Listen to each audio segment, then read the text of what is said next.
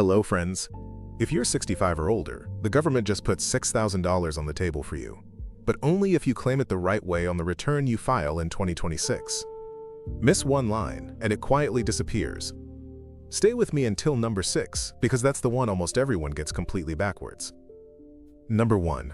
The $6,000 senior deduction is real, and it stacks on top of what you already get. This came out of the tax law passed in 2025, and it created a brand new deduction of $6,000 for every taxpayer who is 65 or older. This is not the standard deduction. This is not the extra standard deduction seniors already get for being over 65. This is a third thing, sitting on top of both of those. So picture it as 3 layers. Layer 1, the regular standard deduction everyone gets for a single filer in 2025, that's $15,000. Layer 2, the extra amount added just for being 65 and up, around $2,000 for a single senior. Layer 3, this new $6,000 bonus. Stack them, and one single retiree can shield roughly $23,000 of income before a dollar is taxed. Here's what that means in real money. Say you're a single retiree in the 12% tax bracket. $6,000 in extra deduction means roughly $720 less tax you owe. Money that stays in your account instead of going to the IRS. Margaret, 67, drawing $30,000 a year from Social Security and a small pension. Filed without checking this line and overpaid $700 she'll now have to amend to recover. The mistake people make is assuming their tax software or preparer will just handle it because it's automatic. It is not fully automatic. If your return doesn't list you as 65 or older, or your birthday is entered wrong, the software never applies it. So the very first action is simple. Confirm your date of birth is correct on your tax return, and that this new deduction line is actually filled in. Number 2. You have to actually be 65 by the deadline, and the date is stricter than people think. To claim this on your 2025 tax return, the one you file in early 2026, you must have turned 65 on or before December 31st, 2025. Not sometime in 2026, not the year you file, by the last day of the tax year. Here's where seniors lose it. Someone born in early 1961 turns 65 in 2026, sees the headlines about a $6,000 deduction, and tries to claim it on their 2025 return.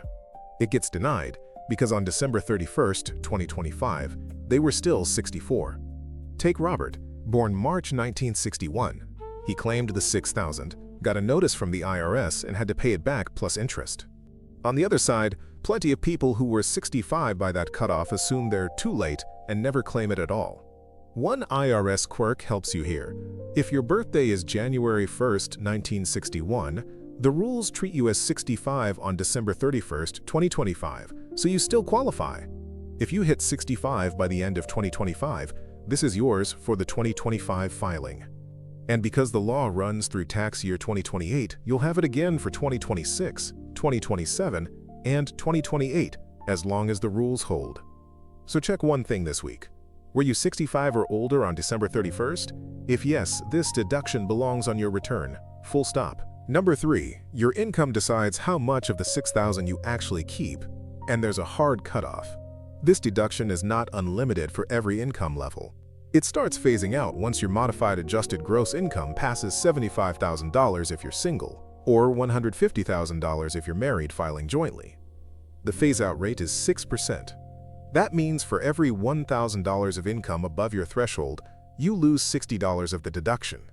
So a single filer at $85,000, $10,000 over the line loses $600 of it, keeping $5,400. Keep climbing and it vanishes entirely at $175,000 for singles and $250,000 for couples. Above those numbers, you get nothing. Here's the costly mistake. A one-time bump in income can push you over. Sell a piece of property, take a large one-time withdrawal from an IRA, cash out an old annuity, and suddenly your income for that year spikes and eats into this deduction. Consider Dave, a single filer normally at $70,000, who pulled $40,000 from his IRA to fix a roof. That spike pushed him to $110,000 and wiped out every dollar of his $6,000 deduction, costing him roughly $700 in tax. If you're near the line, that timing matters.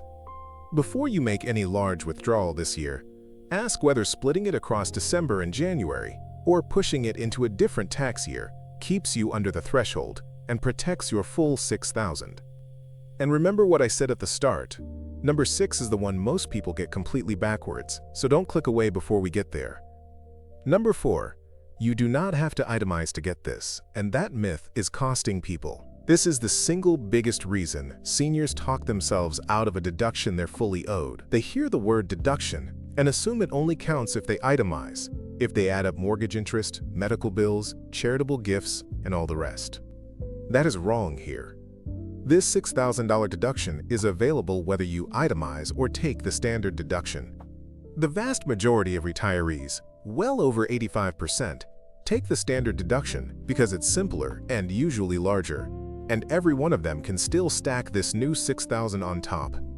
You lose nothing by taking the standard deduction. Think about who this hurts most.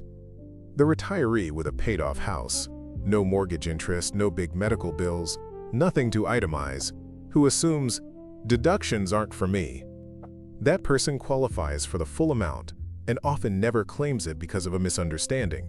Helen, 72, owns her home free and clear and told her preparer to skip deductions because she had nothing to write off.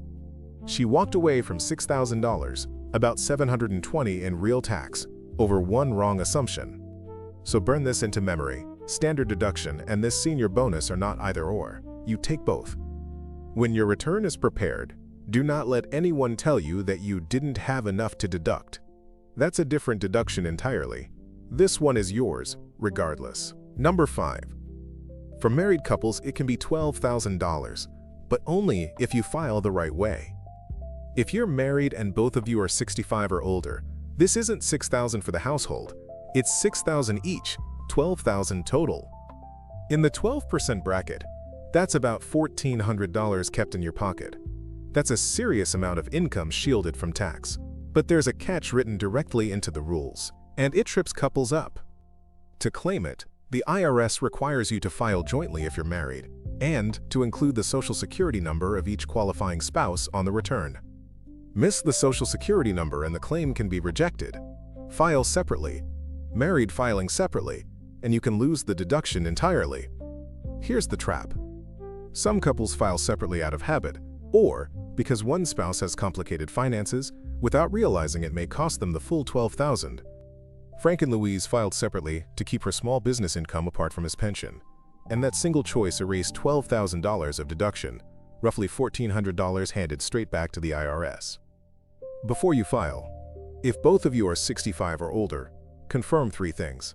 You're filing jointly, both Social Security numbers are on the return, and both birth dates are entered correctly. 3 small boxes standing between you and $12,000 of deduction. Do not let a clerical slip hand that money back to the government. Number 6. And here's the one almost everyone gets backwards. This is not a $6,000 check coming to your mailbox. It is a deduction, and that distinction changes everything. When people hear $6,000 for seniors, a lot of them expect a payment, a check, a deposit. It is not that. It lowers the income you're taxed on, so its real value depends on your tax bracket and on whether you owe tax at all. In the 12% bracket, $6,000 in deduction is worth about $720. In the 22% bracket, it's worth about $1,300. If your income is very low and you already owe little or no federal tax, this deduction may put little or nothing back in your pocket, because there's nothing to reduce.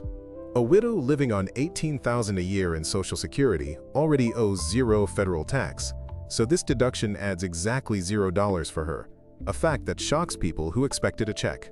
And here's the second half of getting it backwards. It's temporary. This deduction is written to last only through tax year 2028. After that, unless Congress renews it, it's gone. So this is not a permanent new benefit you can claim whenever. You have a 4-year window, 2025, 2026, 2027, and 2028. And each year you have to claim it on that year's return. The deadline framing matters right now because your 2025 return is filed in 2026. Skip claiming it on the return you file this year, and that's one of only 4 chances gone for good. Potentially $700 or more left on the table. Treat every filing season from now through 2028 as a claim you have to actively make. So here is your one action step for this week. Pull out your most recent tax return, or the one being prepared right now, and check 3 lines your date of birth, that you were 65 or older by December 31st, and that this new senior deduction is actually applied. If you're married and both qualify, confirm you're filing jointly with both Social Security numbers listed. That 5-minute check is the difference between keeping this money and quietly handing it back. If this helped you, subscribe and share it with one person over 65 who files taxes, because the ones who find out in time keep the money, and the ones who don't find out after it's gone.